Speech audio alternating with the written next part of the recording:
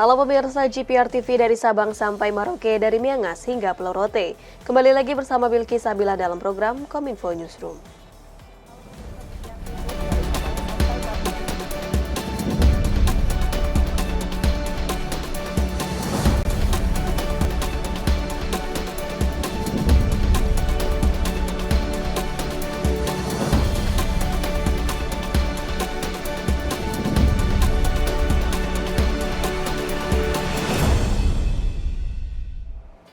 Inilah Kominfo Newsroom selengkapnya. Pemirsa, Presiden Republik Indonesia Joko Widodo bertolak ke Tiongkok bertemu dengan Presiden Tiongkok Xi Jinping.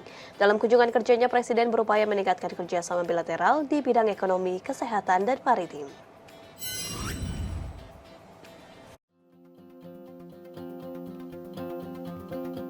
Presiden Republik Indonesia Joko Widodo melangsungkan pertemuan bilateral dengan Presiden Republik Rakyat Tiongkok Xi Jinping yang menegaskan kemitraan strategis antara dua negara.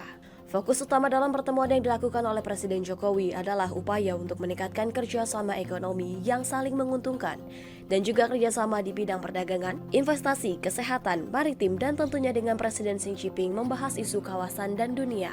Menteri Luar Negeri Republik Indonesia Retno Marsudi dalam keterangannya usai pertemuan tersebut menyampaikan, Indonesia sebagai ekonomi terbesar di Asia Tenggara memiliki tempat yang penting bagi China dan juga kawasan. Indonesia kian dianggap penting karena memegang presidensi G20 pada tahun ini dan akan menjadi ketua Perhimpunan Bangsa-Bangsa Asia Tenggara pada 2023. Di dalam dua pertemuan tersebut, tampak komitmen kuat dari pemimpin RRT untuk terus meningkatkan kerjasama dengan Indonesia. Sebagai negara ekonomi terbesar di Asia Tenggara, Indonesia memiliki tempat yang penting bagi RRT dan kawasan. Apalagi saat ini Indonesia memegang presidensi G20 dan tahun depan menjadi ketua ASEAN. Dalam pertemuan tersebut juga dibahas hubungan ekonomi Indonesia dan China terus meningkat dalam beberapa tahun terakhir. Nilai perdagangan kedua negara sudah mencapai lebih dari 120 miliar dolar Amerika Serikat dan defisit hubungan perdagangan bagi Indonesia juga menurun, yakni pada 2021 sebesar minus 2,44 miliar dolar Amerika Serikat dari 2018 sebesar minus 18,4 miliar dolar Amerika Serikat. Menkominfo Johnny G. Plate bertolak ke Amerika Serikat untuk memantau kemajuan pembuatan satelit Hot Backup Satelit atau HBS. Pembuatan satelit HBS Indonesia dibuat oleh Boeing, SpaceX, dan Hughes Network System, dan HBS ini nantinya akan digunakan untuk melayani ribuan layanan publik berbasis digital.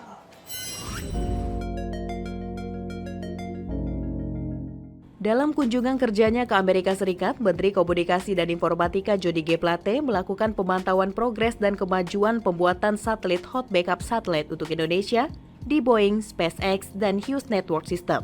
Menteri Johnny mengatakan peluncuran HBS akan dilakukan sesuai jadwal. Proyek pembuatan HBS ini sudah berlangsung sejak 19 Oktober 2021. Saat ini pekerjaan sudah sampai pada tahapan konstruksi dan diharapkan bisa meluncur ke orbit pada kuartal pertama 2023. Hasil pertemuan dengan perusahaan Boeing, Menkominfo menyebutkan bahwa satelit HBS akan siap diluncurkan pada kuartal pertama tahun depan. Sementara perusahaan SpaceX akan menggunakan roket Falcon 9. Roket Falcon 9 akan digunakan untuk mengantar HTS milik Indonesia ke orbit dan kembali lagi ke bumi.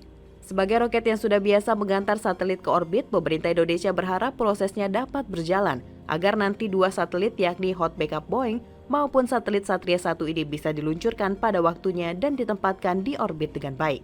Pembuatan satelit HBS maupun HTS ini juga melibatkan Pacific Satelit Nusantara. Dengan satelit HBS ini nantinya akan digunakan untuk melayani 20.000 titik fasilitas layanan publik.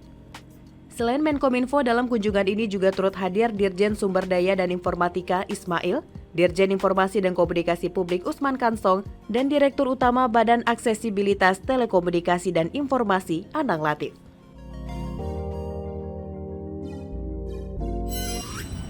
PLT Menteri Pendayagunaan Aparatur Negara dan Reformasi Birokrasi Mahfud MD dalam perayaan HUT ke-63 yang bertemakan Kita Berakhlak Unggulan Melayani Bangsa berharap secara panjang aparatur negara dapat menjadi pendorong pegawai memberikan yang terbaik bagi bangsa dan negara. Kementerian Pendayagunaan Aparatur Negara dan Reformasi Birokrasi menggelar acara puncak peringatan HUT ke-63 hari ini di Jakarta. Acara ini diisi dengan berbagai macam kegiatan seperti peresmian sebuah klinik, ruang laktasi, perpustakaan, serta apotek Kementerian Pan-RB. Peringatan HUT ke-63 Kementerian Pan-RB mengusung tema Kita Berakhlak Unggul Melayani Bangsa. Peringatan hari jadi ini merupakan sebuah momentum yang baik untuk mengingat kembali perjalanan sejarah penataan aparatur negara di Indonesia. Sekretaris Kementerian Pan-RB Rini Widiantini berharap acara ini dapat menjadi ajang untuk menumbuhkan rasa kepemilikan dan semangat kolaborasi antar pegawai untuk tetap optimis dalam mempertahankan nama baik dan meningkatkan prestasi Kementerian Pan-RB. Peringatan hari jadi Kementerian Pan-RB ini juga dimaksudkan untuk menumbuhkan rasa kepemilikan dan semangat kolaborasi dari para pegawai ASN di lingkungan Kementerian Pan-RB untuk senantiasa optimis untuk meningkatkan prestasi kinerja dalam rangka melakukan transformasi birokrasi pemerintah, serta dapat memberikan spirit dan rasa bangga atas kemandirian kepada sesama pegawai. PLT Menteri Pan-RB Mahfud MD berharap peringatan hari jadi menjadi ajang untuk menumbuhkan rasa kepemilikan serta memberikan rasa bangga dan kemandirian bagi sesama pegawai. Prestasi Kemenpan RB serta dapat memberikan spirit, rasa bangga, keakraban dan kemandirian bagi sesama pegawai. Semangat kerja pegawai menjadi unsur yang penting untuk mendorong peningkatan kinerja. Oleh karena itu, saya berpesan, hendaknya seluruh jajaran Kementerian Pan-RB dapat menciptakan situasi kerja yang optimis, bergairah, ceria, dan penuh kebahagiaan karena tidak terbebani oleh perbuatan-perbuatan dan segala yang sengaja dilakukan secara salah tadi, namun juga tetap fokus pada target-target yang ingin kita capai.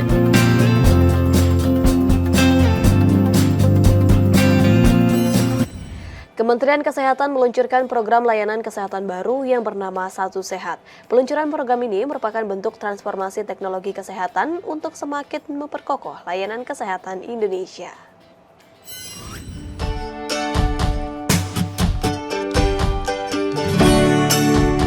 Kementerian Kesehatan baru saja meluncurkan Indonesia Health Services sebagai platform transformasi dan integrasi data layanan kesehatan nasional yang diberi nama Satu Sehat.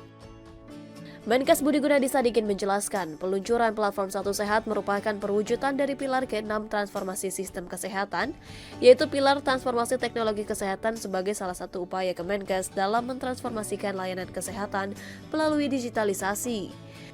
Platform ini bertujuan sebagai penghubung antar platform aplikasi yang telah tersedia di berbagai fasilitas pelayanan kesehatan guna menciptakan satu data kesehatan nasional yang dapat diandalkan. Menkes Budi berharap integrasi data kesehatan ini semakin memperkokoh sistem kesehatan Indonesia yang lebih canggih, efisien, dan efektif. Yang paling utama adalah kita beresin data. Kita punya 3 program lah, Belan. 1 beresin data, 2 beresin aplikasi, 3 beresin ekosistem inovasi. Di tempatnya Mas Tiaji itu, transformasi teknologi kesehatan yang terkait. Kita seragamkan formatnya, protokol pertukarannya. Pemirsa, usai jeda kami akan kembali dengan informasi lainnya. Tetaplah bersama kami dalam Kominfo Newsroom.